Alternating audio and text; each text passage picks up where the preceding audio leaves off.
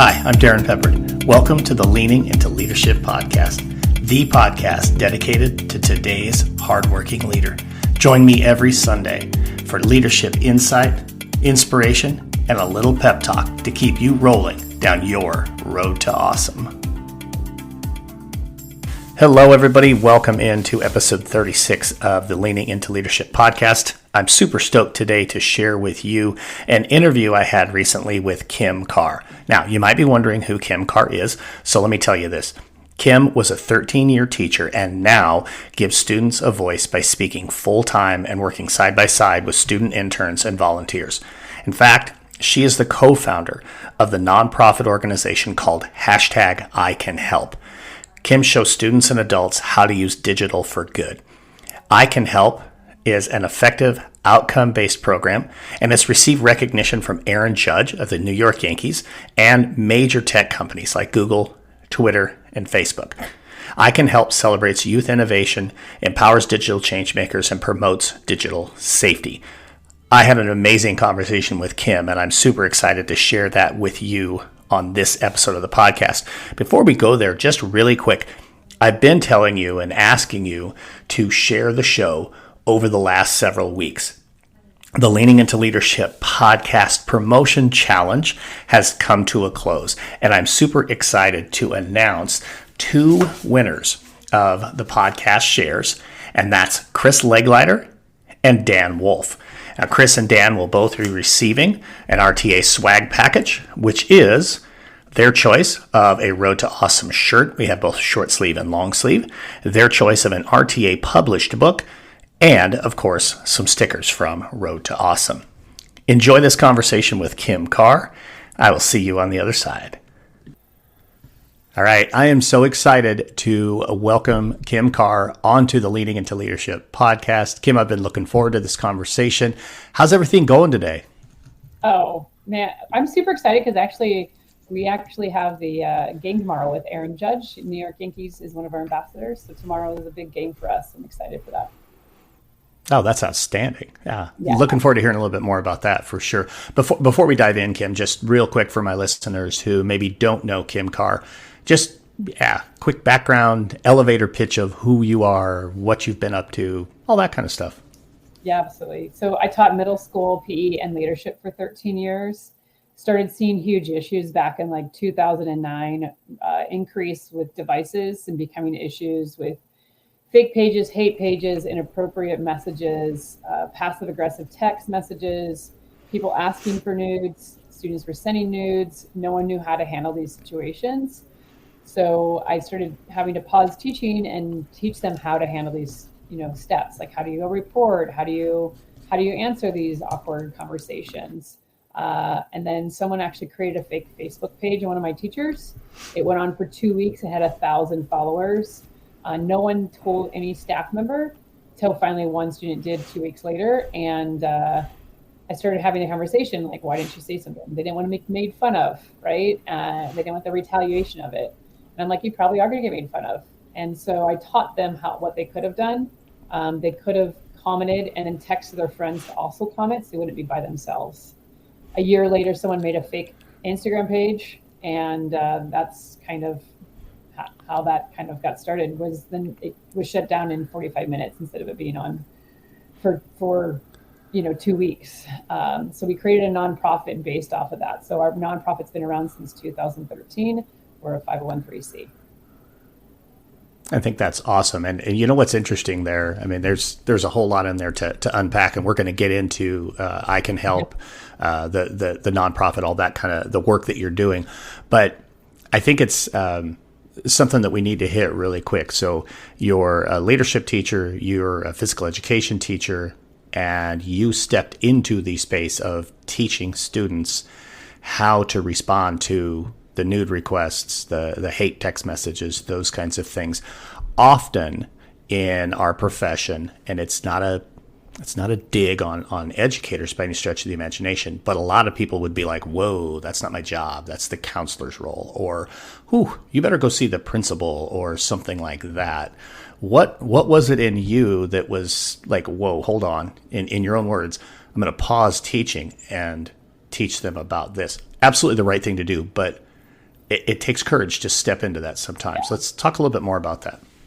Yeah, I always joke and I tell people actually I felt like when I taught, I missed it so much because I felt like I was the fun police. Like that's kind of what my job was, is making sure that students felt comfortable coming to school. And when they're not feeling comfortable because of these devices, that's a campus culture thing. And you definitely have to intervene.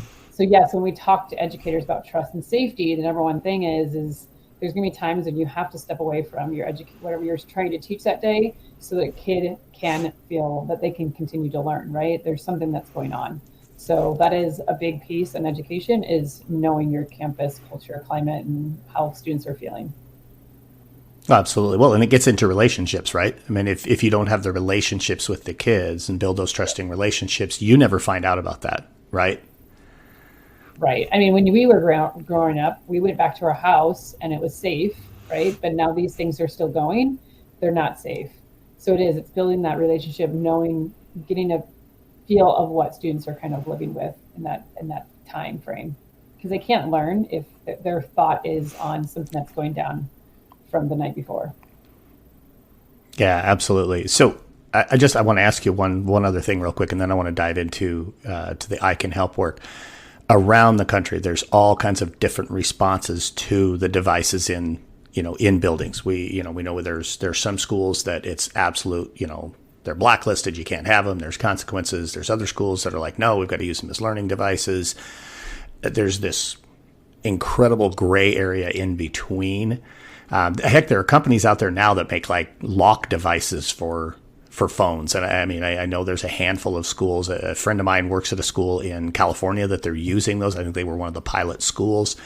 What are your thoughts and your learnings, or maybe some things you've seen around the country as you've been doing this work for the last 9 years around that management of those devices with the students? I talk with leaders all the time, and it invariably comes up. What are we going to do about cell phones? What are some things you're seeing? Yeah. Well, our nonprofit, our mission is to educate and empower students to use digital for good.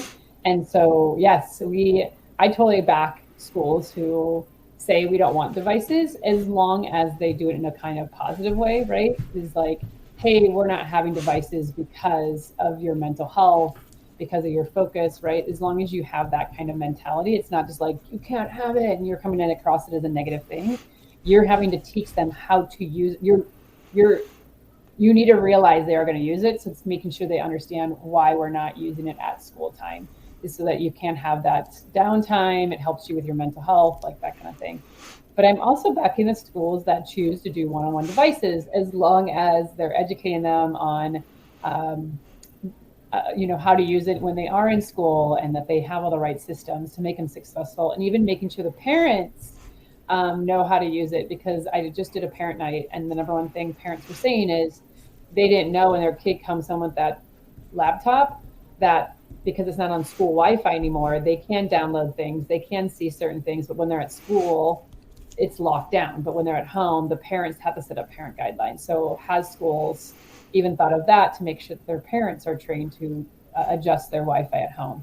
So it is having these open conversations and discussions. It is becoming a state law to now have conversations about social media literacy, digital literacy. Those kind of things are all becoming state laws, because we need to teach students how to use digital for good, for sure. Yeah, and I love how you refer to that as digital for good. I mean, I was always a proponent of, let's not lock down everything that our kids need access to. Let's allow them to have the devices so we can teach them to use them responsibly. I mean, I don't really want to chase this, but I'm going to use this phrase anyway. It's like teaching abstinence. Abstinence from a phone. Let's teach them how to use it responsibly, right?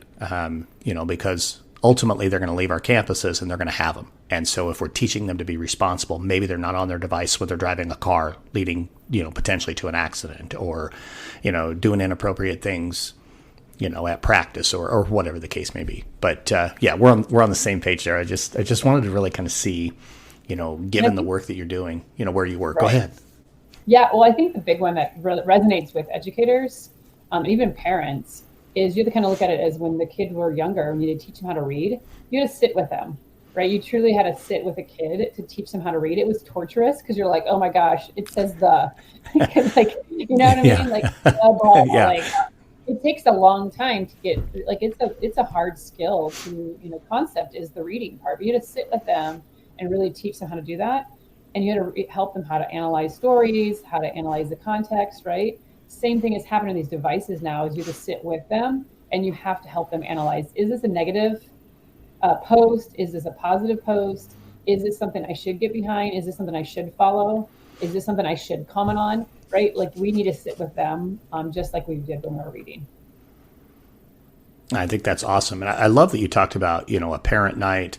I know we're going to talk a little bit about, educating staff around this stuff too, because, so often, when I was a building principal, especially not as much as a superintendent, but as a building principal, sometimes there were those conversations with staff around, hey, if you're friends with your students on Facebook or they're connected with you on Instagram and you're posting pictures, that are less than appropriate, think about, the model that you're setting. There's just this level of, or filter maybe, for all of us as individuals that we need to be aware of and be mindful of the example we're setting, as the grown-ups, the role models for our young kids. So let's dive in a little bit more here. So you start this nonprofit in 2013, and now, you've impacted just thousands and thousands of people through this work. I know you empower students to do this work.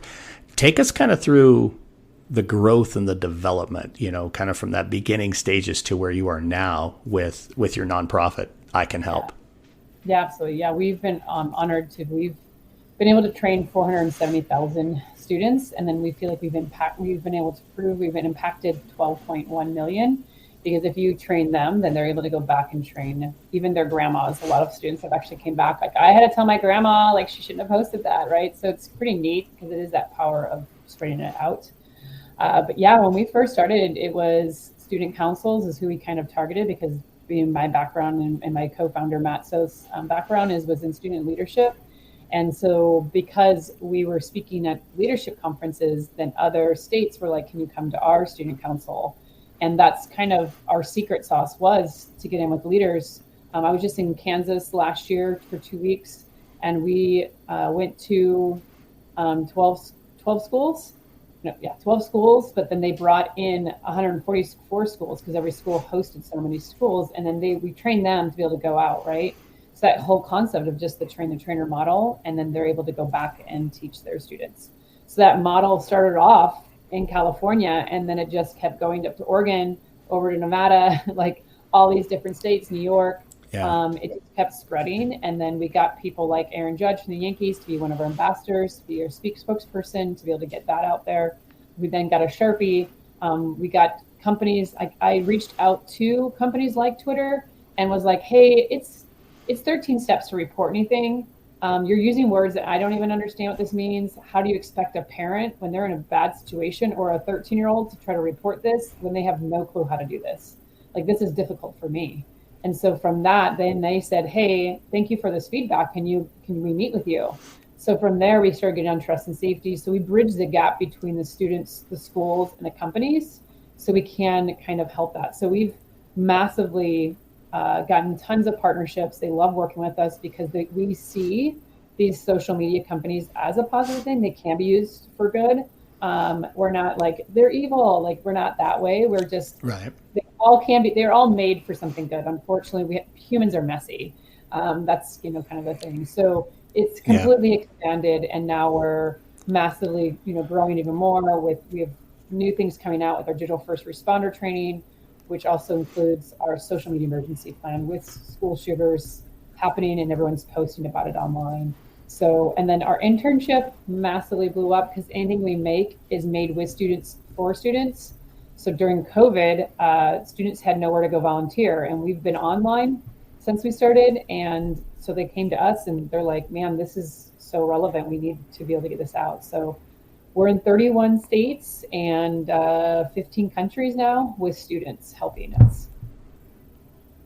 That's just incredible. And to look at that amount of growth in 9 years, number one, I think it speaks to what tremendous work you're doing. But number two, it also speaks to the incredible need for this type of support for our students. And I'm sure now that we're kind of maybe coming out of the pandemic, our kids are back in schools on a regular basis and that kind of thing, that, mental health has been a real big topic. And, talking with a lot of schools over the last couple of years, that social emotional learning component, the mental health awareness, the mental health supports, all of those types of things that have ramped up, and in part because of the pandemic, certainly I think raises the work that you're doing to an even higher level of importance. So definitely congratulations on the work you're doing and the growth that you're seeing in that space. And what a cool thing to get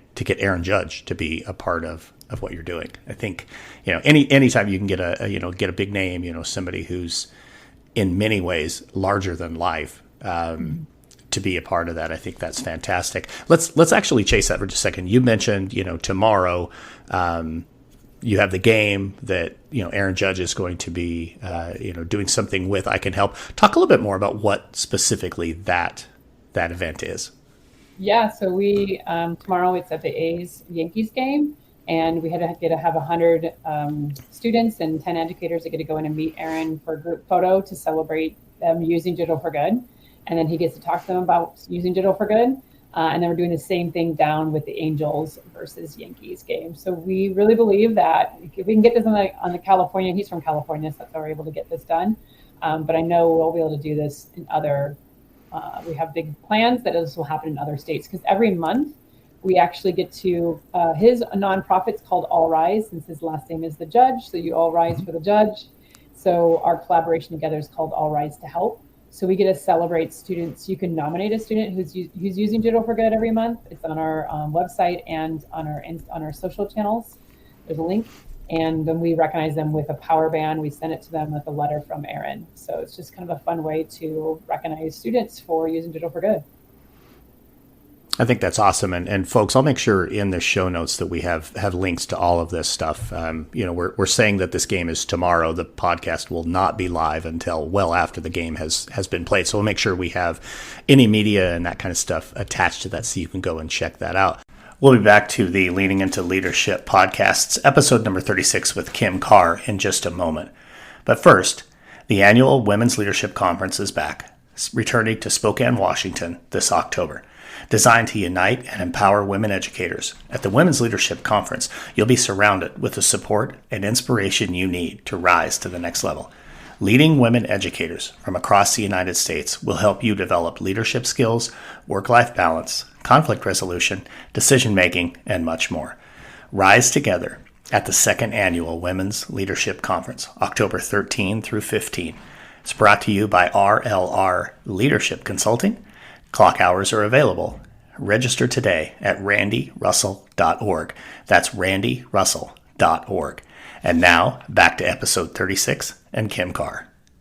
Kim, let's go a little bit into the actual training and what that looks like. Maybe some of the components that you and your student ambassadors are hitting. What are some of the kind of, I guess, maybe the bigger topics and maybe what that looks like, so my listeners who are like, oh my gosh, we've got to get Kim and her crew here working with our students, have an idea of what maybe that looks like. Yeah, absolutely. Yeah, so legally, we actually just officially changed our name to Digital for Good. I feel like we're kind of like Meta, where we changed our name and underneath that is Facebook. So underneath Digital for Good, because we're trying to get schools and students to be Digital for Good, underneath that it's I Can Help Lead, which is our internship and mentoring, I Can Help Educate, which is our curriculum trainings and courses, and then it's Engage, I Can Help Engage, which is our events and our social media platforms. So with part of our I Can Help Educate, it is our trainings. We do presentations. We come in and do whole school presentations to get everybody on the same page. And the more schools in your district and even in your area, it matters, because social media is a web, right? Like, so the more people who can get trained in your area, the better, because it's a nasty web that can either be done for nastiness or can be done for good. So if you get everybody on the same page. So inside that training, it's all about, digital safety, digital citizenship, and even digital wellness, because there is so much data of why mental health has increased because of these devices, right? So suicide is the number 2 cause of death nationwide for 10-year-olds to 24-year-olds. There has been a 37% increase of anxiety and depression. And here's the thing, it's not just because of everyone's like, oh, TikTok, it's not that. Think about it. How many of you have ever sent a text message to the wrong person and you freaked out? You're like, oh my gosh, what did I just do? This is so embarrassing, right? Yeah. That anxiety goes up. How many of you guys have been in a group chat that just got awkward? You're like, I've been in group chats where I'm like, who is in this group chat, right? And you're like, it's awkward. So anxiety goes up. Students have gotten put in group chats and then they leave because it's like, I don't want to be in this, but someone brings them back in. So there's all these new things that are happening that no one knows how to handle. So that's why anxiety has gone up. It's all newness, and no one knows how to maneuver that. So we're talking about that. We're kind of talking about the elephant in the room with these devices. So students are like, oh, so how I was feeling is normal. And then we're teach them how to handle it because they don't know. A lot of times they don't know how to report. They don't know to go check on the person who was targeted, right? That it's okay to take screenshots. You're not being the snitches get stitches mentality, right? It's at what point are you no longer being a snitch and when is it okay for you to go ask for help? So we're really kind of breaking that down because we're teaching them how to be digital first responders.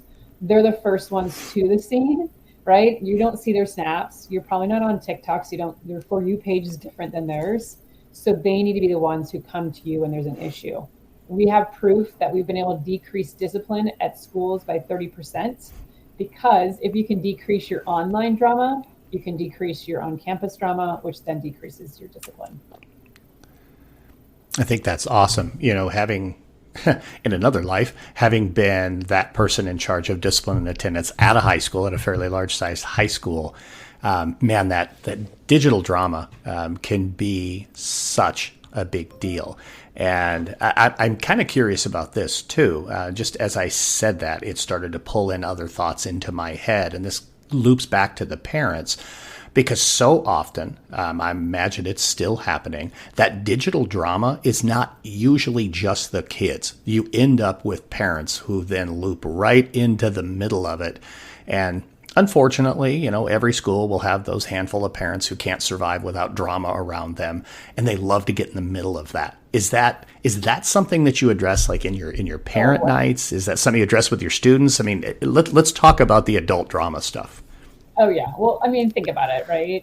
Adults were never trained on social media and they don't know what they're doing either. And that's why I always tell students, you're the first generation who was born in this, right? So we have no parents who know how to parent because they never were raised with social media. And so that's why I joke that a lot of students are actually educating parents on how to handle it. You just don't do this. This is not how you handle this, which is so funny to me. But yes, when we do the parent nights, I 100% call them out on, how to stay in their lane. That's what it comes down to is how do you stay in your lane when it comes to social media? And knowing that whenever I do go to we do a parent night, it's part of our package plans now because I think it's so important for schools to get it. And we make it as a virtual one just because we get better attendance that way. And the big thing I tell them is if you have any neighborhood or next door apps or Facebook of your town, there's some towns I've done where they literally have, it's called, whatever the town's name is, it's called Good, Bad, and the Ugly.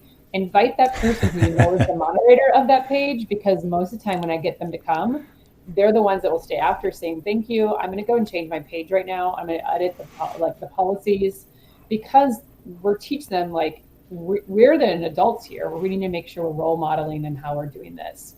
And so I really call it out and I'm respectful. It's called respectful call outs. I think that's how we handle students. And I model that same thing for adults.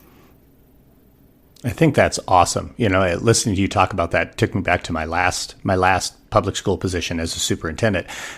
It was the online garage sale, actually, that was where that happened, which made virtually no sense. And then I think, perhaps, that appropriate call out, to the moderator of that online garage sale, they probably would have gone and said, yeah, let's change this too. That's definitely a challenge I think every school has. They've got those handful of, keyboard warriors or whatever you want to call them that, are happy to, fire off against the school or fire off, even against kids. So I think it's great that you're doing those parent nights. We'll be right back for the conclusion of episode 36 here on the Leaning Into Leadership podcast with Kim Karr. But I want to remind you about the Teach Better Conference.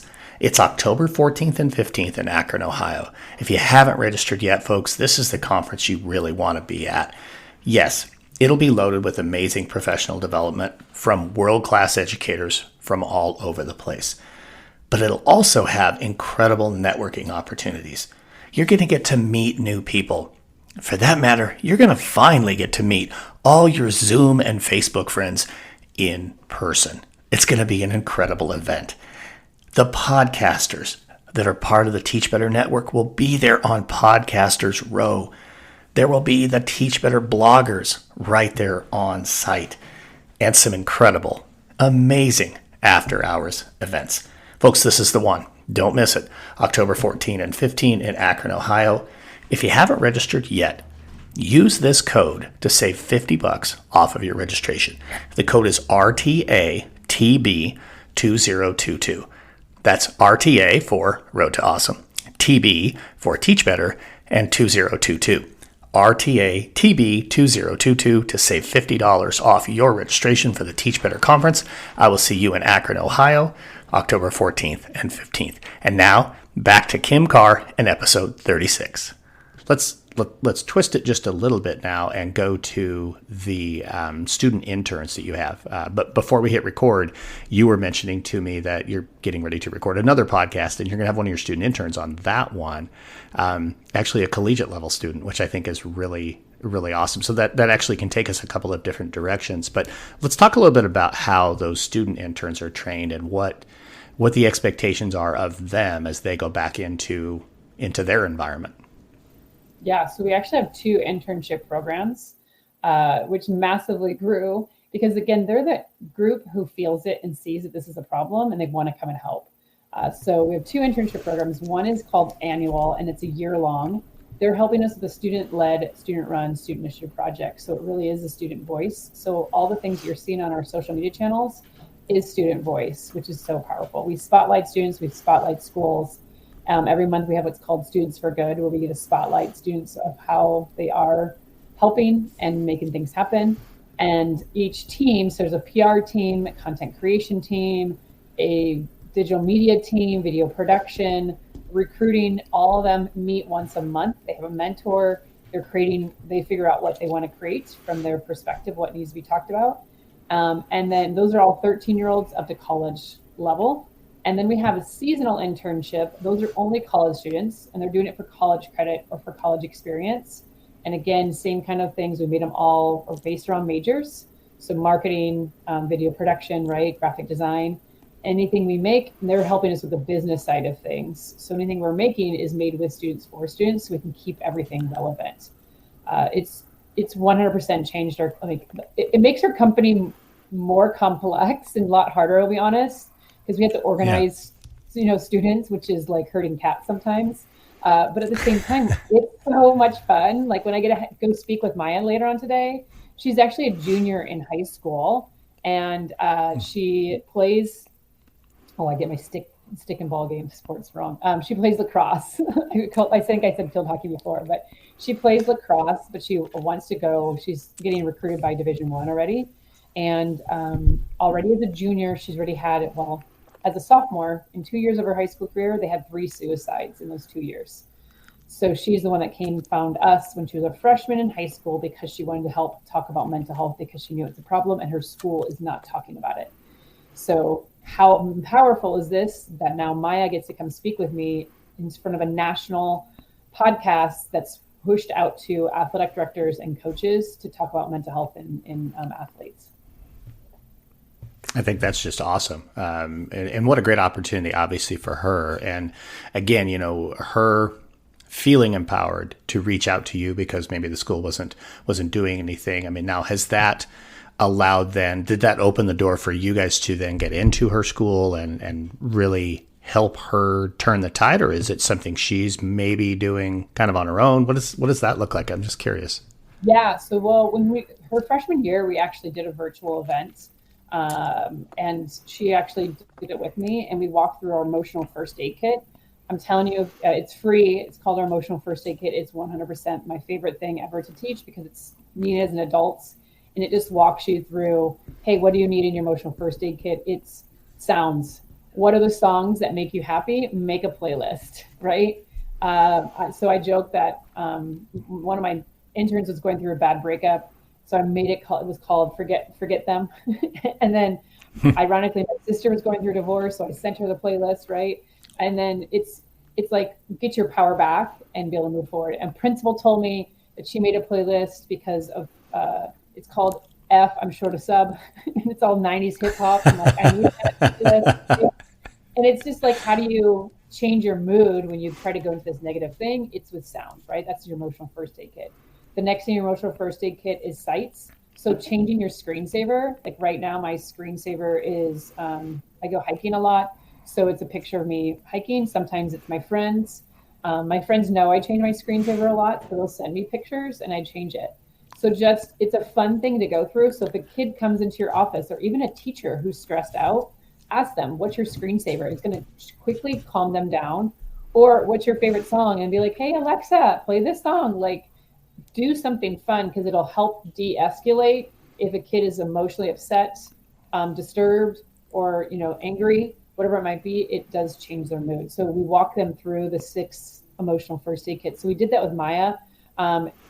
The school was doing things and students weren't showing up, but because Maya planned it, 180 students showed up virtually on their own time. It was after school hours. The counselors were impressed. They're like, what the heck? How did you get all these people here? And I looked at Maya. I was like, it's her. Because what she did was she went to her lacrosse coach. The lacrosse coach mandated that, hey, I want you all to go to this instead of come to practice, right? Then that lacrosse coach went to another 5 coaches, said, hey, this is what I'm doing. And then they chose to do it too because they saw like this is a problem. And then it was like the cool thing to do. So all these students came. They all had their like cameras off, right? Because it was virtual. We didn't care. We kept it comfortable.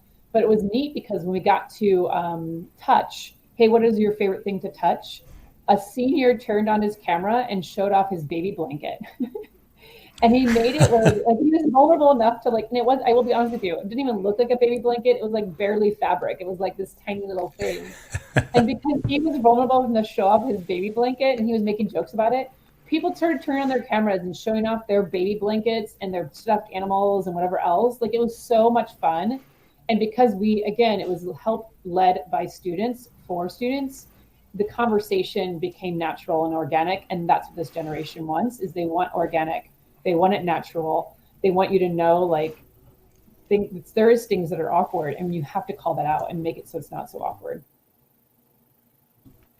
So I'm curious. I love every bit of that story. I think that is super fantastic. It takes me to a place, though, just a quick question about that.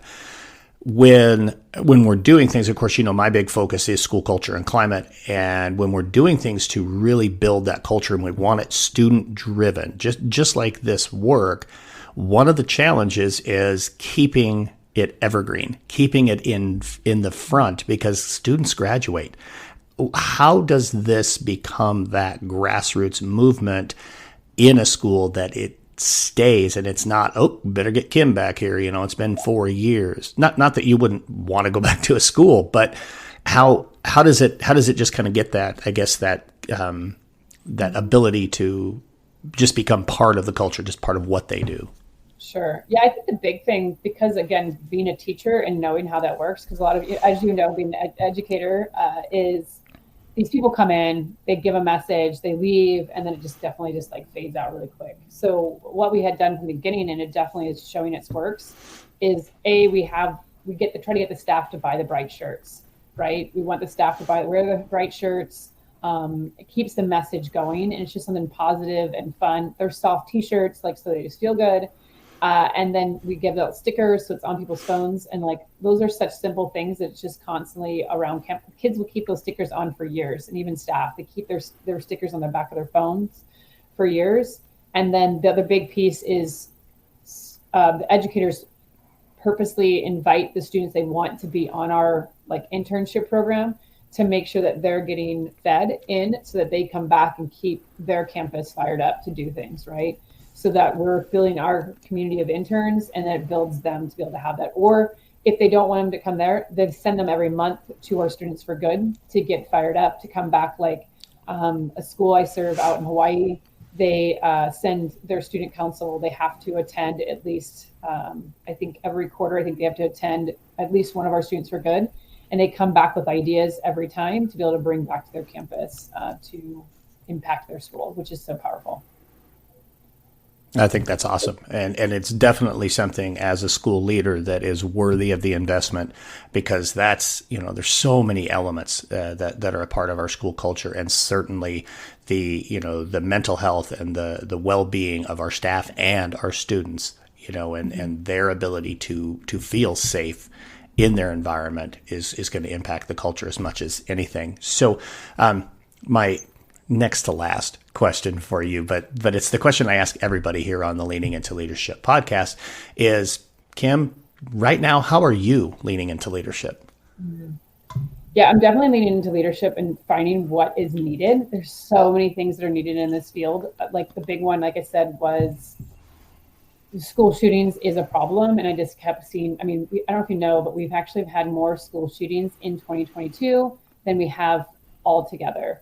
So that is a massive, horrible number to look at. And how do you not do something about it? So we've created a social media emergency plan to help train your staff, like, hey, what are your steps? And then we're also creating videos around the see something, say something, but online, because students are seeing things online, but they don't know how to report, or they're too scared to report, because these students that are doing it are very scary. And they're like, I didn't know what to do. He's scary. The one in Texas was known as the school shooter on their gaming devices, and they didn't do anything about it because they were scared of him. So it's making sure you have these conversations with students so that we can hopefully change these stats, because it's making anxiety and depression definitely increase even more.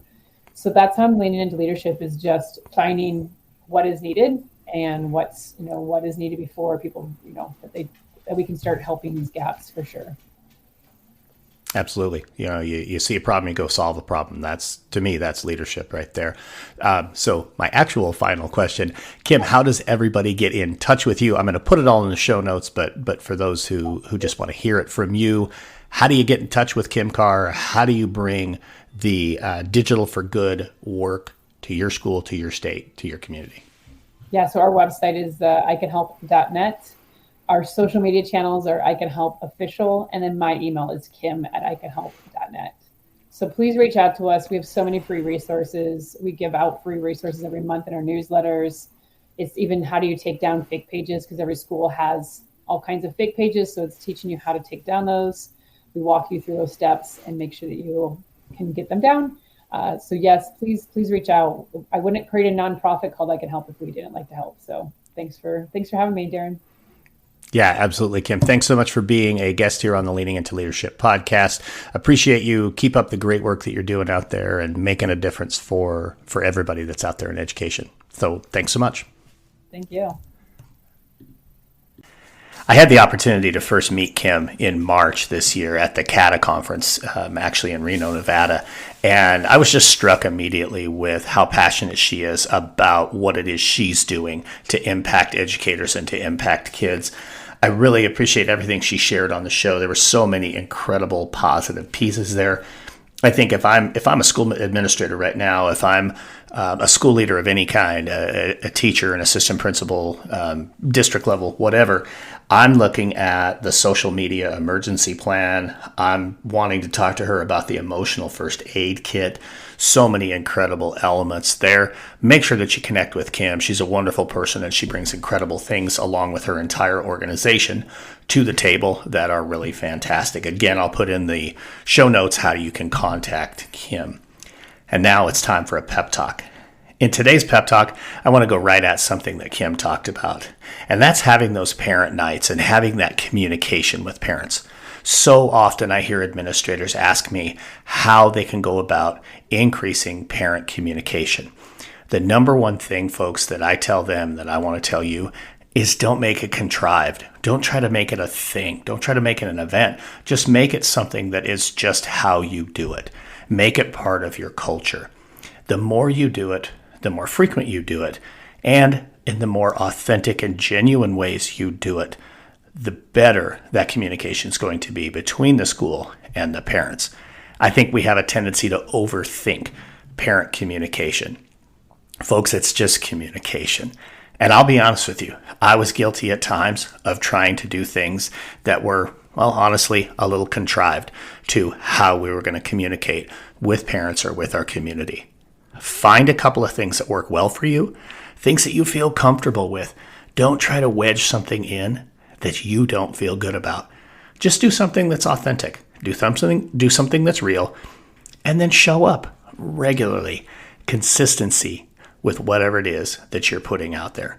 That to me is the key with that parent communication. In fact, that's the key with any communication. Be consistent, be authentic, and show up. I hope you enjoyed this episode with Kim Karr. Once again, a big congratulations to Chris Legleiter and Dan Wolf, the winners of the Leaning into Leadership Podcast Challenge. I hope you all have an absolutely amazing Road to Awesome week. Thank you for listening to the Leaning into Leadership Podcast, brought to you by Road to Awesome. Don't forget, click subscribe, give a review, and share this with somebody who might also enjoy leaning into leadership.